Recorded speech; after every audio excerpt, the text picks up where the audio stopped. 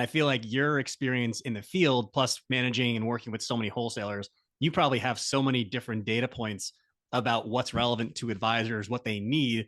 And that all ends up getting put together into the heritage planning resources and tools. So for those that are listening, we people listen at any all different times of the day, night. They listen in different formats. But if you're tuning in on YouTube, which you can check this video out, if you're listening on podcast now and you want to check us out on YouTube, I'm about to bring up a couple of different resources here that we can visualize together. This is really the most advisor centric content that I feel like I've seen from an asset manager. So I wanted to ask you with heritage planning specifically, of the resources that are here, which ones do you think are either right now or maybe perpetually the most relevant to the advisors that you interact with? It really starts with the checklist. And that's where we send advisors to. What I like about the checklist is it's completely customizable. So the financial advisor can put their name on it, their team's name on it. And what the checklist is it's a list of concerns a client or a prospect may have. It's called what keeps you up at night, right? So concerns that they have that they might not necessarily think to talk about with their financial advisor. So, how we instruct advisors to use with their clients is prior to the meeting, whether they're self or somebody on their team, they would put this piece in front of the client and they'd say something like this, take a look at this list. What are your top 2 to 3 concerns that are affecting you, maybe someone in your family today, or something you see maybe down the road? And just wait and listen. Got it. And the Yep. reason why you say it that way, like the 2 or 3, I always say instruct what are 2 or 3. If you don't give them a number, they're either going to pick everything or nothing, which could be difficult, right? And then affecting you or your family, because it might not necessarily be them. It might be a parent, it might be a child. And then today or down the road. And you're going to uncover something. And as you know, if you can uncover a need, it's almost always going to lead to some type of asset transfer as well. Yeah, and for those that don't see it, we have the resource, the checklist in the backdrop. So there's a few different buckets like retirement, education planning, life events, elder care, estate planning, financial basics. This is really it's interesting. I've been, I've done these interviews for almost 5 years and I pick up recurring themes. And on the advisor front, certainly elder care, aging population, Gen X is kind of being in between raising kids as well as managing their parents that are staying older longer. And there's a lot of implications of that financially. So I love how you've sort of categorized this and explicitly say, pick like 2 or 3, because I could see someone just checking all these and saying, yeah, I got a wall of worry here with my with my personal finances. Yeah. And the great part is, so once the client clicks it, like, okay, what do I do? How do I have the resources? Like, what if I don't know the answer? The great part is whatever they check off, we have a 2 to 3 page information sheet that matches that concern. And the information sheet is also customizable.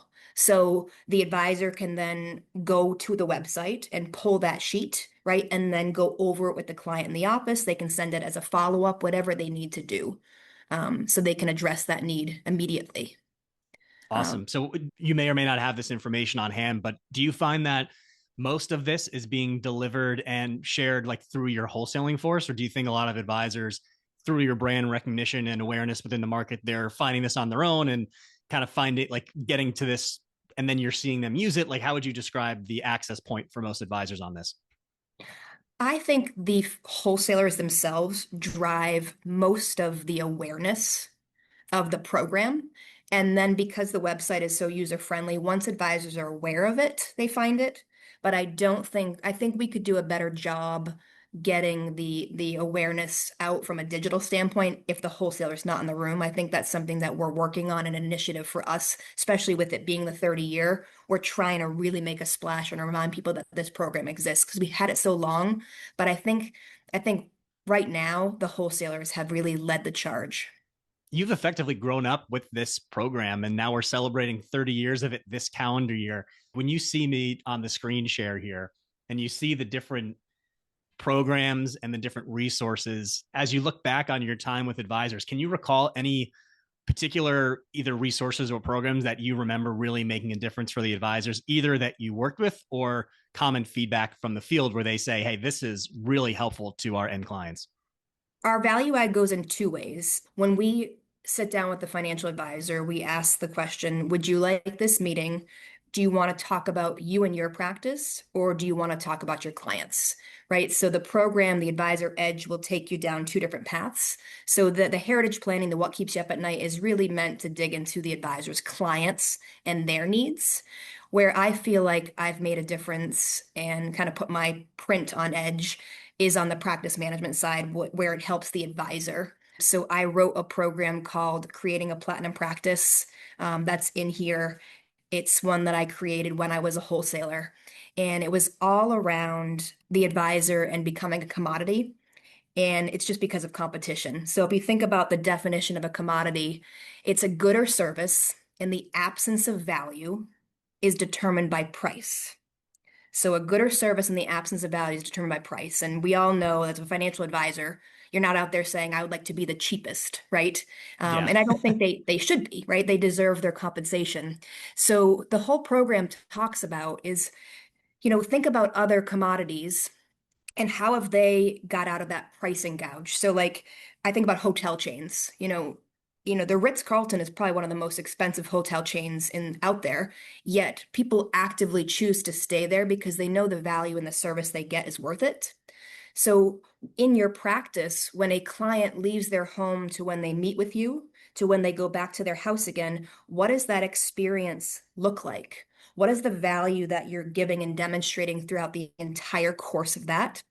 That presentation takes the advisor's entire team through what they're currently doing and then what they can do to be different than the competition down the street. And what's nice is it's just tiny little changes. So things that you can actually do. It's not a massive wholesale change to the practice. It's just little ads. What are some of those little ads that you can remember or that you think of that advisors come back to you saying, hey, that's contributing to me having the ability to offer a different experience and maybe have a little more of a premium charge as a result? Something as simple as making it as easy as possible to get to your office. So I covered Washington, D.C., and this seems so small, but actually sending an email in advance with the exact directions. Like if I'm a prospect and I'm trying to get to a financial advisor's office downtown Washington, D.C., and I get lost or I get stuck in traffic or I can't find the parking garage, right? That changes how I feel, right? I might be frustrated, I might be angry. That's going to change the tone of the entire meeting. I might not even ever want to come back. Where if you create a system where you're sending an email saying, this is exactly how you get here.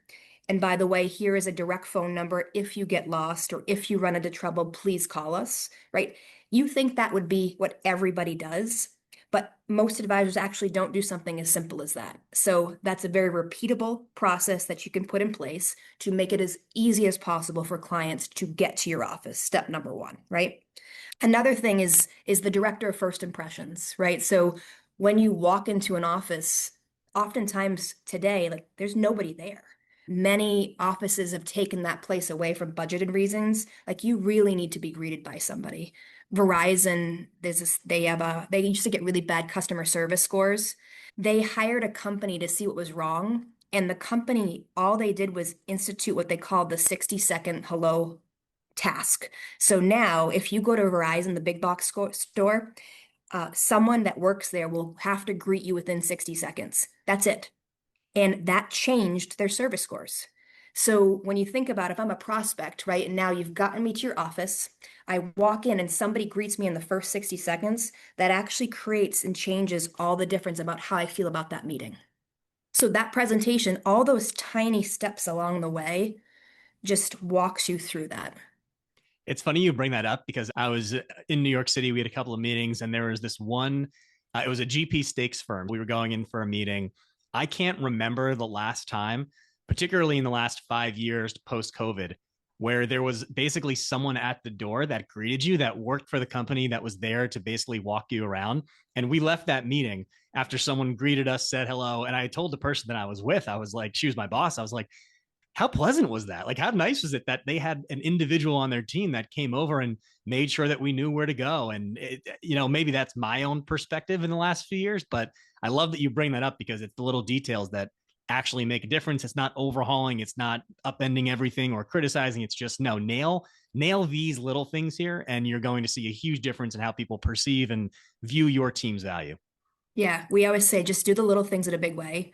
And I wish people would remember like what you said. Like I wish they'd remember all the awesome financial planning things that you'd said, but they don't remember what you say, but they always remember how you make them feel.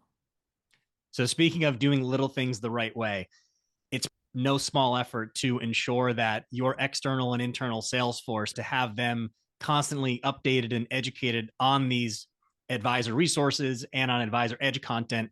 How are you going about training your sales force to be updated and reinforced with the latest and greatest when it comes to heritage planning and the advisor edge content? There's a lot of training that goes on with our programs because they're constantly evolving, and especially the technical ones. So we do a lot of Social Security, we do a lot of Medicare, we do a lot of state planning, IRA planning mistakes. Like there's a lot of technical programs along with the business building and those ones, which not fluffy, but they're less technical and law based. So I would say we have two in-person trainings that happen a year where we're flying the field to a location to conduct trainings. And then we have ongoing learn links that the wholesalers have to participate in as well. And what's great is everybody buys in. So everybody understands the fact that in order to get access to financial advisors, you have to bring something different. And they truly believe that if they can be a partner to the financial advisors team and help them demonstrate value to their clients, right? This is the way to do it. And they have to be at their very best and they have to be able to teach the advisor, right? Some of these programs. So if they're an expert, they want to be at that level at all times. Can you take us behind the scenes to what some of that looks like in practice? The last episode I just recorded with someone coincidentally who was an internal with MFS, Nolan Lynch. He talked a little bit about the internal desk training and pitching product, but I would imagine it might look different for some of these non-product resources. So what does some of that training and education look like?